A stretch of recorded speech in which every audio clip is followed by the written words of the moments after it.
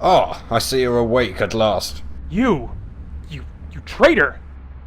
Yes, I know you must not be very pleased with me right now, but I can assure you, things are not as they seem. You're one of them. No, I am not one of them. At least, not anymore. You're not? That was many years ago. I was quite another person then. You must believe me when I tell you I no longer have anything to do with that atrocious group of individuals. I am deeply sorry for what they did to your friend, and I do apologize for the way in which I extracted you from their headquarters, but I fear I did not have much of a choice. You had already discovered my name in that book, and I didn't think you were going to come with me voluntarily. So, where are we going? Back to London. I have a flat where we can stay whilst we come up with the next course of action. We're driving back to London? Yes. You are unconscious for most of the journey. We should be arriving in about 30 minutes. How did you even know where I was? All in good time, Mr. Jordan. I know you must have many questions, but let me assure you that I will provide answers as soon as we get to our destination. For now, you must relax. You need all the rest you can get, especially considering what you're going to be up against.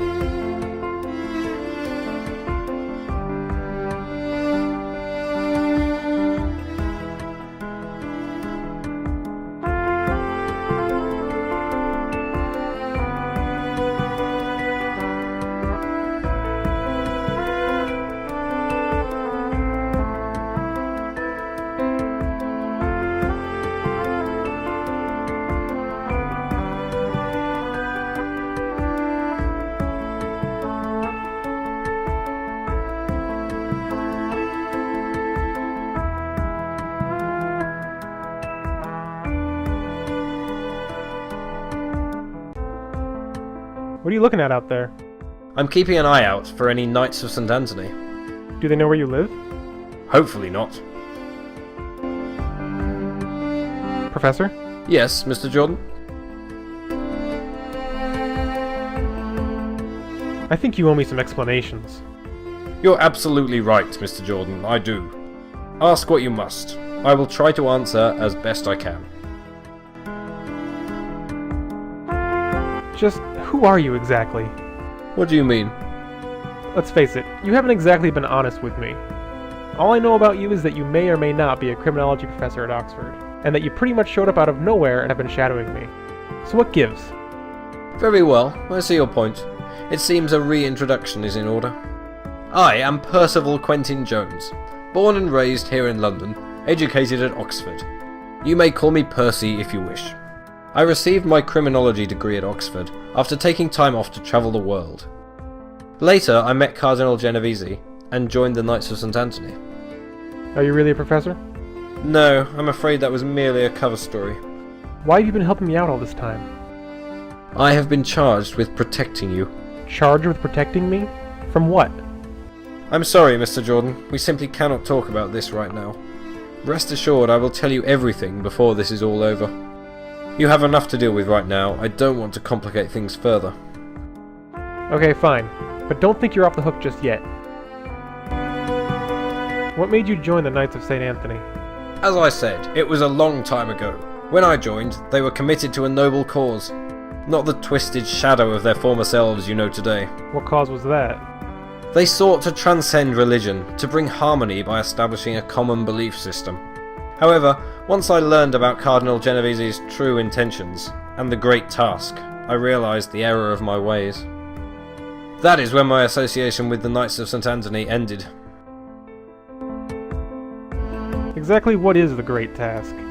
Cardinal Genovese believes that by gathering relics from different religions, it will somehow empower him. He seeks to control and unify all religions, emerging as their single leader. The problem is, he will stop at nothing to reach that end, as you have experienced.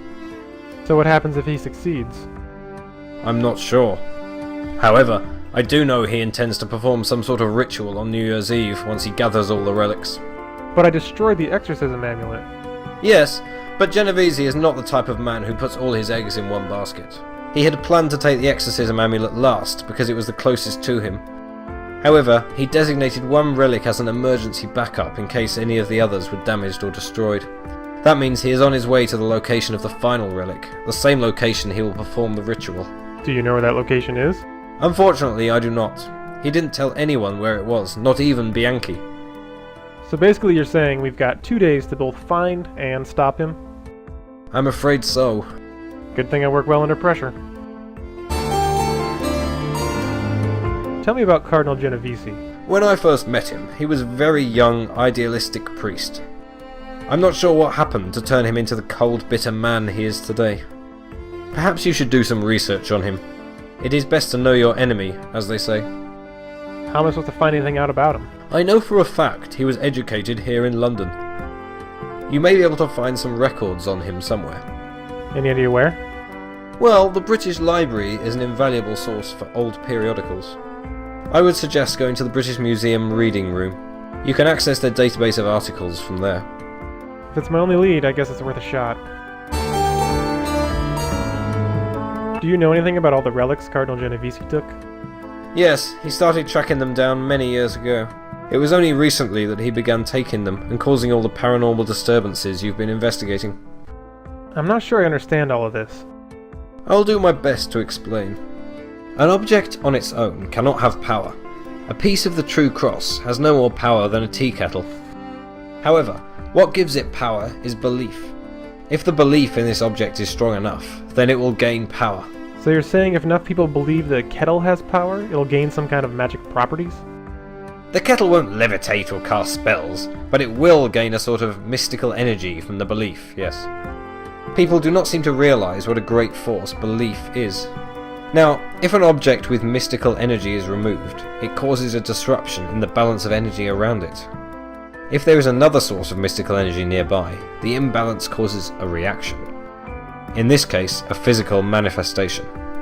So the skunk ape, the lost galleon, the sea people... Precisely. All your cases have related to local myths and legends. When relics were taken from these areas, these things people believed in manifested themselves. But what about Smailholm and Japan? Smailholm was a different story, one I will tell you soon. As for Japan, Bianchi took the tooth of the Buddha, which caused an Oni, or Japanese demon, to manifest. This Oni visited Yamamoto and told him of the evil means to acquire great riches. I see. Do you know what happened to Alice? I am afraid not.